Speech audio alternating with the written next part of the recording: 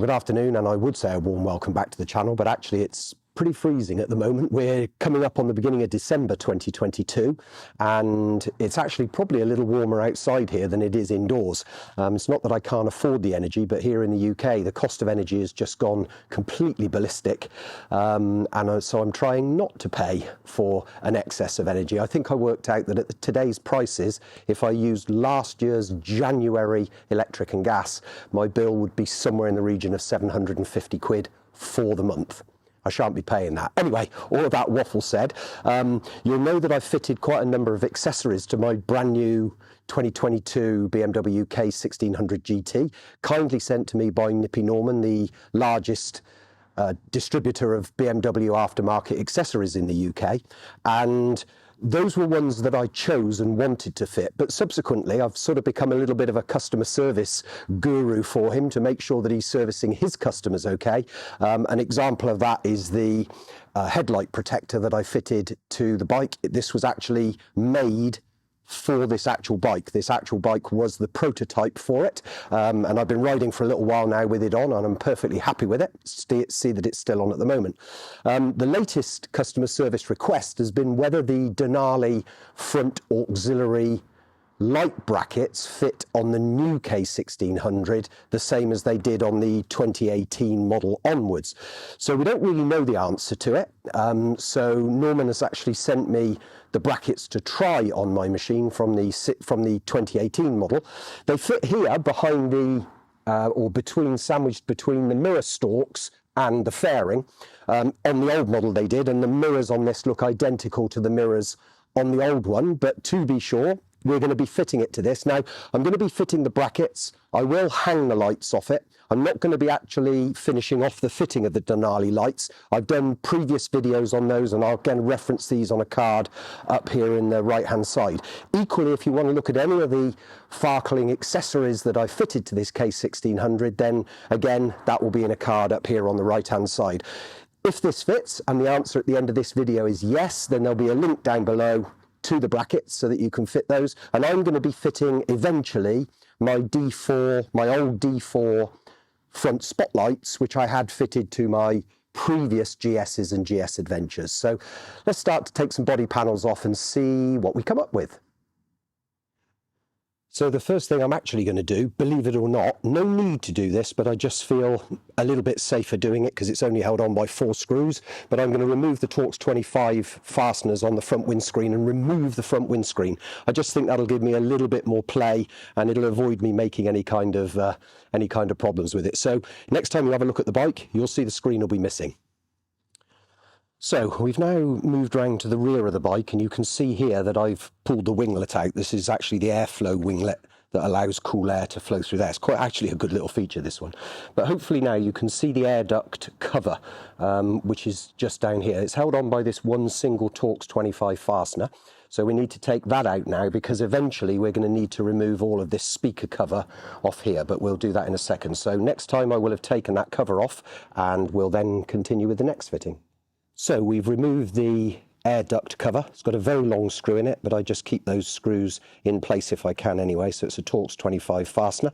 The next one we're going to take off here is the bottom one here. That holds the speaker cover on. We're going to have to remove this speaker cover, and I'm going to come back again in a minute with the camera, because one of the things I have noticed is, which is definitely different, this is only held on with 2 screws in the older models. Because we've now got the TFT, there's extra screws, so it's quite important that we point out how that is, and hopefully it won't impede the fitting of the light brackets themselves. So let's carry on. Okay, so that's the Torx 25 screw there, removed from the very back here. That's the bottom loudspeaker cover bolt. And the next thing we're going to do is actually lift the new phone holder at the top here. And actually, now that I've taken the screen off, I'm pretty pleased I have, because actually there's a couple of bolts inside there we've got to remove, which are the top fixings, and then we've got to remove a bar here to tip the TFT off. Now, don't get too scared about that. I know it's a very expensive piece of equipment, but it is pretty easy to remove, pretty easy to put back on. But there is a screw down here at the back. Now, that is definitely different to the 2018 model, but let's get on, lift the phone charger case, and we'll show you the screws that are in there. Okay, so you'll be aware that we've had to raise the screen plate up here to its fullest extent to be able to open this. If you don't have that up, of course, this won't open. It's actually a security feature. But here are the two screws here that we're going to tip the TFT off with. So one here and one here. Hopefully you can see those. And these are the top speaker brackets here and here. Now we're only doing the left-hand side one at the moment because the right-hand side will be an exact equivalent. So I'm only going to do the left-hand side. Right-hand side you'll have to do yourself because the screws I'm pretty sure will be in the same place. Obviously I'll let you know if they're not. So we're going to remove this Torx 25 here and these two Torx 25 here and remove the TFT screen. So let's start with that. Now, because I'm sure for the majority of amateurs this would be the scariest bit, I have actually taken the screw out of here, which is the same as the one over here, but I've taken this one out of here. That's the top fixing for the speaker cover. There is now one down here behind the TFT. So I've taken these two out, and to remove the TFT, we simply tip it forward, like so. So it's now off its mount. We lift it, and here on the back is a plug. If we push in both sides of the plug and wiggle, there we go, that's off. And then this one just pulls like so. So there we have a TFT screen. So far we've removed this one here at the top. We've removed the one down there at the bottom. We've removed the one here on the side underneath the TFT. And then the last one is tucked in the TFT cavity just here. So we'll remove that one. So that's that fastener out from there, and you can see now that the speaker cover is loose. It does have some clips around, so you've got to be quite brave as you pull it, but next time we'll have that cover off. So that's the speaker cover off. We now need to remove the speaker itself. 1, 2, 3 fastenings. Okay, so the speaker has been removed from this hole here, and actually now we're just going to remove these 2 bolts here, Torx 30. So everything up to now has been Torx 25. These are Torx 30. And those ones will allow the mirror stalk to be removed from its position on the fairing. So there's the mirror hole just here, and there is said mirror with its fittings. Now everything else at the moment for fitting of the brackets is going to be done off the bike, and then we'll reassemble it back on once we've got the brackets in place. So just to show you here, because obviously Denali stuff is very well made, but you'll see that the factory fitment has like this rubber washer here, and that's what sort of goes up against the fairing just to stop this sort of being pushed, the plastic being pushed hard against the fairing and actually marking it. And in fact, if we look in the hardware pack that we get from Denali, we have this sticky foam strip, and that's actually going to go on the other side. Here is the bracket here, and that's going to go on the other side of this bracket, all the way around the bracket here. Hopefully you can see that on the camera, but all the way around this bracket, which will then mean that when the bracket is now up against the fairing, that too won't mark it. So obviously quite important there. We've got a pretty standard hardware pack. These are handed, so this is the left-hand one that we're actually fitting here. And there is also then a little bracket, which I'm suspecting we're going to need to fit. That's the wrong side, I think. So we're going to need to fit there, and then at the bolt on the back of there. So hopefully you can see how all that goes together. But what I'm going to do is assemble this part of it off the bike and put the foam on, and I'll show you that just before I fit it onto the mirror stalk itself. So here's the mirror now with its bracket on, so you can see the bracket as this extra sort of angled auxiliary bracket here is screwed to the bracket, and that goes onto the back of there with 2 6mm 5mm hex screws with washers underneath. And I've put the tape on here, as you can see, which will protect the fairing from the metal, which is exactly the same. So it's now made effectively a sandwich.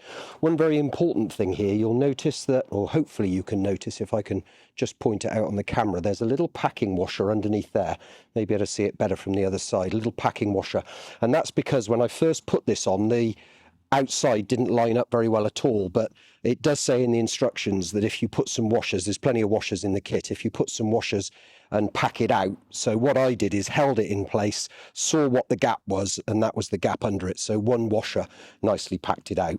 Now we're actually going to put the mirror on, and then we're going to use these flanged 6mm 5mm headed.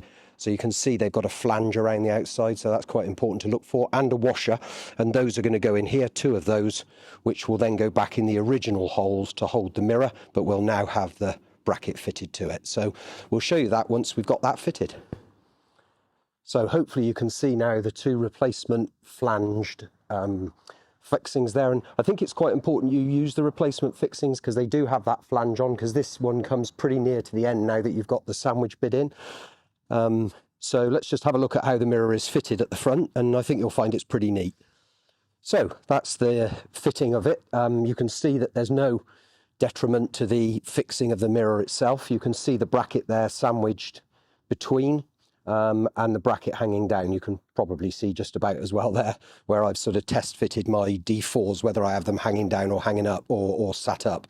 I think they're probably going to need to be sat up, because I think if I have them hanging down they're going to come a little bit too close to the fairing there, but we'll try that a little bit later and we'll see what that's done. So that's the left hand one fitted. I'm going to fit the right hand one off camera now, and then I'm going to start to reassemble the bike. As the rain starts to fall on this late autumn evening, we have actually got the spotlights fitted. Obviously they're not connected at the moment, but as you can see, the answer to the question of do the Denali 2018 auxiliary light brackets fit the 2022 models, the answer to that is a categorical yes.